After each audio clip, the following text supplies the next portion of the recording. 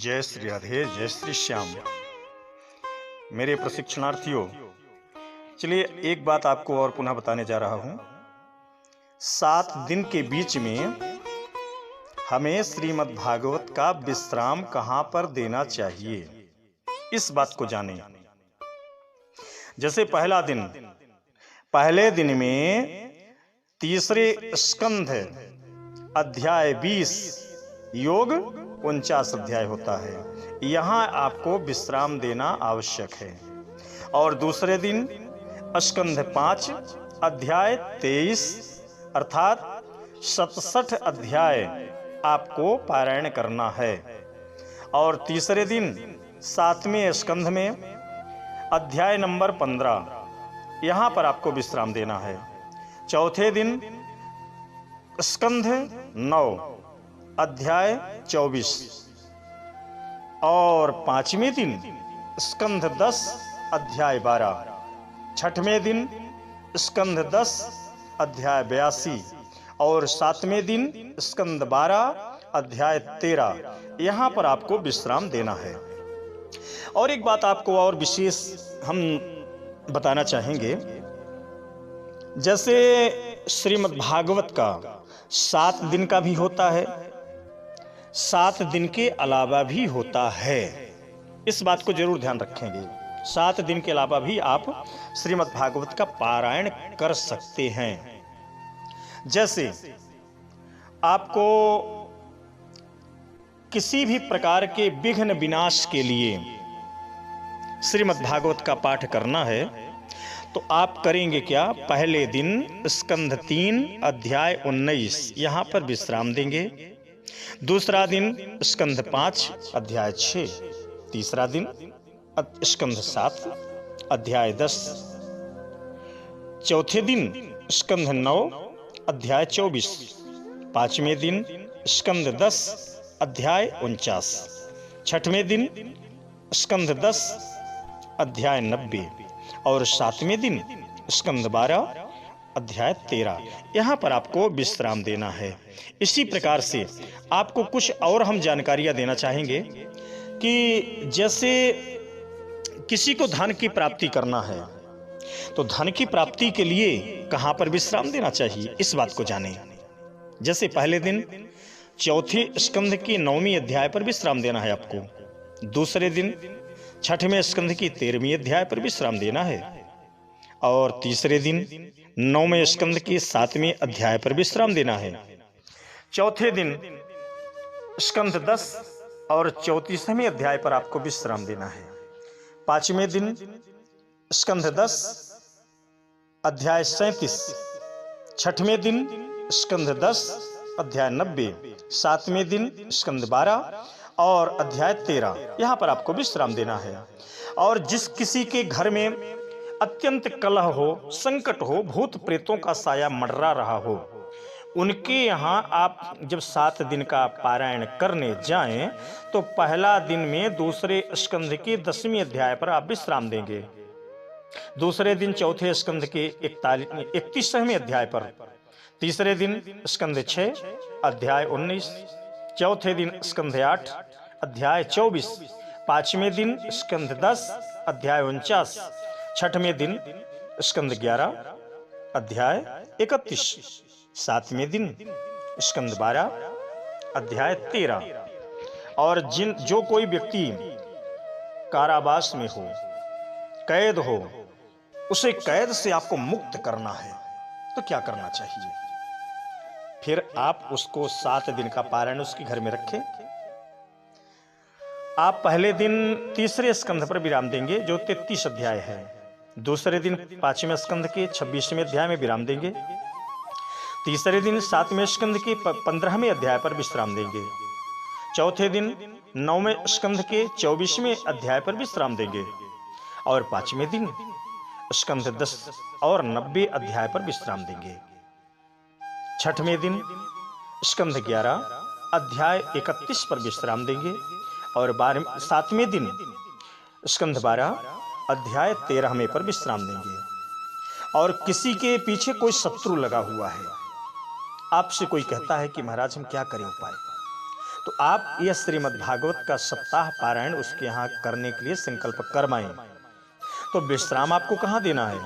पहले दिन तीसरे स्कंध के 19वें अध्याय पर, दूसरे दिन स्कंध 5 अध्याय 15, तीसरे दिन स्कंध 7 अध्याय 15, चौथे दिन स्कंध 10 अध्याय 12, पांचवें दिन स्कंध 10 अध्याय 84, छठवें दिन स्कंध 11 अध्याय 31, सातवें दिन स्कंद 12 अध्याय 13।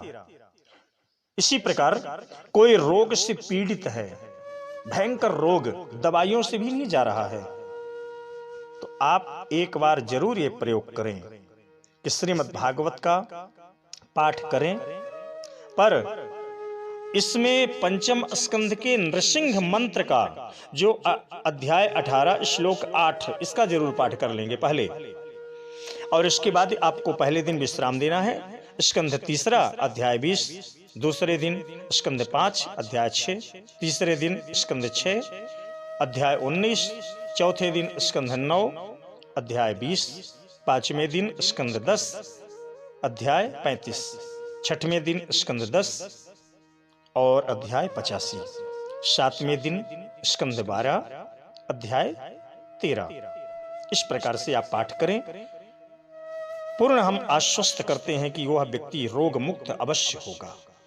जिस किसी को संतान की प्राप्ति नहीं हो रही है, बहुत सारे ऐसे लोग पड़े हुए हैं जिनको संतान की कामना है लेकिन संतानें हो नहीं रही है, तो आप पूर्ण विश्वास के साथ में उसके यहां 7 दिन का पारायण करें। उसमें आप प्रतिदिन प्रत्येक अध्याय के आरंभ में पंचम स्कंध के काम मंत्र अर्थात अध्याय 18 श्लोक 18 का अवश्य पाठ करें, संपुटित पाठ करें। हर अध्याय में इस श्लोक को आपको पहले बोलना है और विश्राम देना है।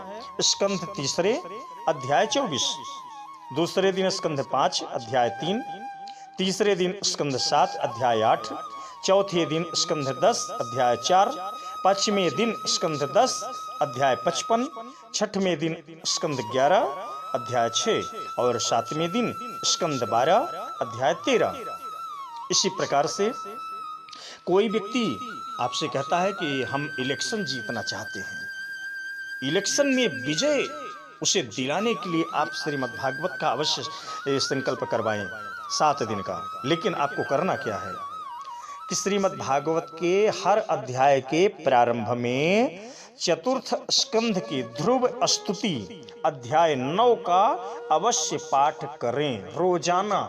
जब आप प्रारंभ करें श्रीमद् भागवत तो एक अध्याय इसका अवश्य पाठ करें। इसके बाद आप पहले दिन विश्राम देंगे चौथे स्कंध के 9वें अध्याय पर, दूसरे दिन विश्राम देंगे छठवें स्कंध की 13 अध्याय पर, तीसरे दिन विश्राम देंगे 9वें स्कंध 7वें अध्याय और चौथे दिन 10वां स्कंध 34वां अध्याय, पांचवें दिन 10वां स्कंध 73 अध्याय, छठवें दिन 10वां स्कंध 90 अध्याय तक, सातवें दिन स्कंद 12 और अध्याय 13। इसी प्रकार एक दिन का भी होता है पारायण, ये भी ध्यान रखेंगे। जिस किसी को भगवान की प्राप्ति करना है तो निष्काम भाव होकर के पहले दिन प्रारंभ करे और उसी दिन 335 अध्याय संपूर्ण करे। इसी प्रकार भक्ति प्राप्ति के लिए 2 दिन के लिए श्रीमद् भागवत का अनुष्ठान रखें, जिसमें पहले दिन 9वें स्कंद के 13वें अध्याय तक जाएंगे और दूसरे दिन 12वें स्कंद के 13 अध्याय तक। जिस किसी को योग की सिद्धि करना है उन्हें 2 दिन के लिए पारायण करना चाहिए, अवश्य योग आपका सिद्ध होगा। पहले दिन आपको 7वें स्कंद के 15वें अध्याय पर विश्राम देना है और दूसरे दिन 12वें स्कंद के 13वें अध्याय पर विश्राम देना है। इसी प्रकार जिन किसी प्राणियों को, जिन किसी व्यक्तियों को संकट बहुत ज्यादा घेर दिया हो तो उनके घर में आप 4 दिन के लिए श्रीमद् भागवत का आयोजन करें, जिसमें पहले दिन चौथी स्कंध की 18वें अध्याय पर आप विश्राम देंगे और तीसरे दिन 6वें स्कंध के 19वें अध्याय पर विश्राम देंगे, तीसरे दिन 10वें स्कंध के 51 अध्याय में विश्राम देंगे और चौथे दिन 12वें स्कंध के 13वें अध्याय पर विश्राम देंगे। इसी प्रकार से कई लाभ श्रीमद् भागवत के पारायण मात्र से है। किसी को किसी भी प्रकार की कामना हो, अनेकों कामनाएं रहती हैं इस जीव की, तो मेरे प्रशिक्षणार्थियों ध्यान रखेंगे, अनेकों कामनाओं की यदि पूर्ति किसी को कराना है तो आप पूर्ण विश्वास के साथ में 5 दिन का श्रीमद् भागवत का अनुष्ठान अवश्य करवाएं। इससे उसे तो लाभ होगा ही, आपकी भी ख्याति बढ़ेगी। 5 दिन का योग क्या है? पहले दिन में चौथे स्कंद के 7वें अध्याय पर विश्राम दे देंगे और दूसरे दिन 6वें स्कंद के 19वें अध्याय पर विश्राम देना है आपको। तीसरे दिन 9वें स्कंद के 24वें अध्याय पर विश्राम देना है। चौथे दिन 10वें स्कंद के 59वें अध्याय पर विश्राम देना है और 5वें दिन 12वें स्कंद के 13वें अध्याय पर विश्राम देना है। और किसी को घर में दरिद्र घेरा हुआ है, धन तो आता है लेकिन रुकता नहीं है, ऐसे व्यक्ति के घर में आप 6 दिन का श्रीमद् भागवत पारायण अवश्य करें। हमें आशा है कि वह व्यक्ति देखते ही देखते बहुत शीघ्र धनवान हो जाएगा। उसके लिए आपको करना क्या है? पहले दिन श्रीमद् भागवत जब आप प्रारंभ करें तो चौथे स्कंध के 9वें अध्याय पर आप विश्राम दे देंगे। दूसरे दिन 6वें स्कंध के 13वें अध्याय पर, तीसरे दिन 9वें स्कंध के 7वें अध्याय पर, चौथे दिन 10वें स्कंध के 34वें अध्याय पर, 5वें दिन स्कंध 10 अध्याय 90 और 6वें दिन स्कंद 12 अध्याय 13 पर आप विश्राम दे दें। इस प्रकार से उस व्यक्ति की मनोकामना पूर्ण होगी।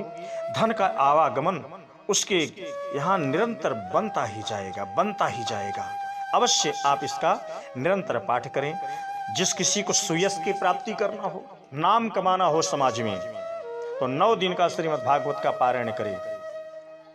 पहला दिन तीसरे स्कंद के 10वें स्कंद अध्याय पर विश्राम दें, दूसरे दिन चौथे स्कंद के दूसरे अध्याय पर, तीसरे दिन 5वें स्कंद के 20वें अध्याय पर, चौथे दिन 7वें स्कंद के 12वें अध्याय पर, 5वें दिन 9वें स्कंद के 8वें अध्याय पर, 6वें दिन 10वें स्कंद के 20वें अध्याय पर, 7वें दिन 10वें स्कंद के 60वें अध्याय पर, 8वें दिन 11वें स्कंद के 8वें अध्याय पर, 9वें दिन 12वें स्कंद के 13वें अध्याय पर आपको विश्राम दें।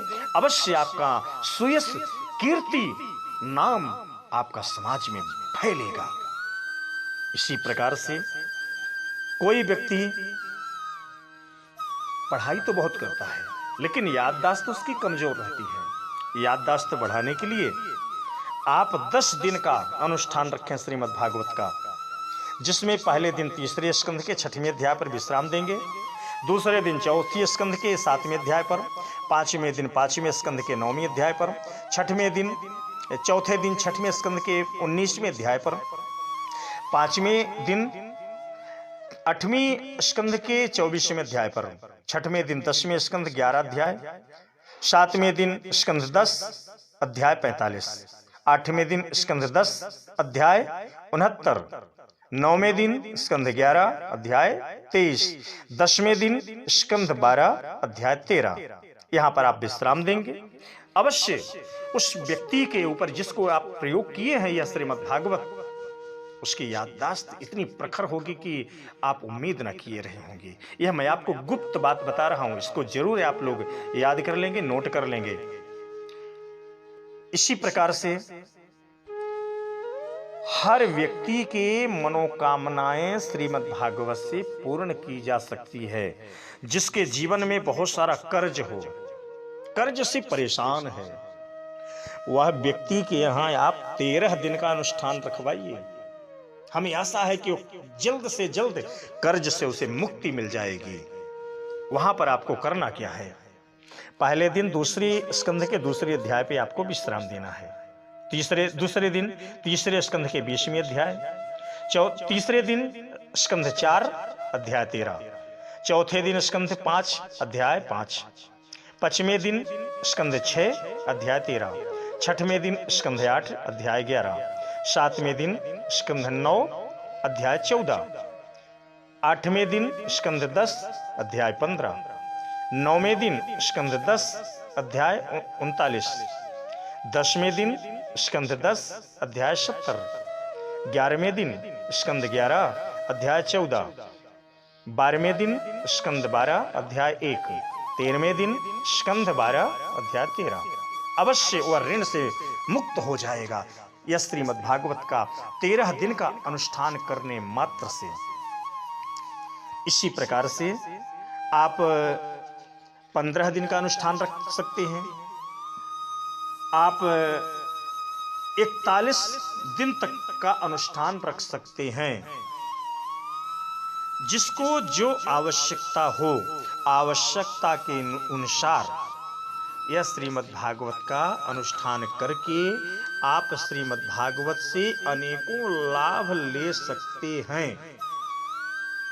किसी को ग्राम पंचायत का चुनाव लड़ना है, याद रखेंगे, ग्राम पंचायत का चुनाव लड़ना है, सरपंच बनना है अथवा ग्राम प्रधान बनना है, तो वह व्यक्ति अपने घर में 25 दिन का यह अनुष्ठान रखवाए। हमें आशा है कि बहुत शीघ्र से शीघ्र उसे विजय मिलेगी। और 25 दिन का अनुष्ठान आप रख के आप ये देखेंगे, जैसे पहले दिन आपको पहले स्कंध में 11वें अध्याय पर विश्राम देना है, और दूसरे दिन 9वें अध्याय पर विश्राम देना है दूसरे स्कंध के, तीसरे दिन तीसरे स्कंध के 18वें अध्याय पर, चौथे दिन स्कंध 3 अध्याय 32, 5वें दिन स्कंद 4 अध्याय 8, 6वें दिन स्कंद 4 अध्याय 15, 7वें दिन अध्याय 4 स्कंद 4 अध्याय 26, 7वें दिन अध्याय 8वें दिन स्कंद 5 अध्याय 13, 9वें दिन स्कंद 6 अध्याय 8, 10वें दिन स्कंद 7 अध्याय 8, 11वें दिन स्कंद 8 अध्याय 3, 12वें दिन स्कंद 8 अध्याय 23, 13वें दिन स्कंद 9 अध्याय 7, 14वें दिन स्कंद 10 अध्याय 5, 15वें दिन स्कंद 10 अध्याय 13, 16वें दिन स्कंद 10 अध्याय 23, 17वें दिन स्कंद 10 अध्याय 39, 18वें दिन स्कंद 10 अध्याय 49, 19वें दिन स्कंद 10 अध्याय 76, 20वें दिन स्कंद 10 अध्याय 84, 21वें दिन स्कंद 11 अध्याय 8, 12वें दिन स्कंद 11 अध्याय 20, 13वें दिन स्कंद 23वें दिन स्कंद 12 अध्याय 4, 24वें दिन स्कंद 12 अध्याय 13 और 25वें दिन आप श्रीमद् भागवत को संपूर्ण कर देंगे। इस प्रकार से आप श्रीमद् भागवत का पाठ करेंगे तो वह निश्चय ही विजय को प्राप्त होगा। ऐसे ही और श्रीमद् भागवत के पारायण के लाभ हैं, आप कमेंट करके इतनी जो जानकारी हमने बताया आप जरूर इसको हमें कमेंट करें, और जो जानना चाहते हैं तो इस विषय पे हम आपको और बताएंगे। और यदि आपको निरंतर केवल प्रसन्नता के लिए श्रीमद् भागवत का पारायण करना है तो मैंने प्रथम में ही बता दिया है कि 7 दिन में आप कहां पर विश्राम दें। इस प्रकार से आप इसकी जानकारी लें, नोट कर लें, रजिस्टर बनाएं, और आगे चल के भी हम आपको श्रीमद् भागवत की कुछ विशेष जानकारियों का वेश आपको अवश्य बताएंगे। इतना आप ग्रहण करें। हाँ, याद रखेंगे, आप तो जुड़े ही, अपने साथ में अन्य लोगों को भी जोड़ना ना भूलेंगे। जितने ज्यादा से ज्यादा आप जुड़ेंगे तो हम आपको श्रीमद् भागवत का पूर्ण ज्ञान देने का वादा करते हैं। जय श्री राधे, जय श्री कृष्ण।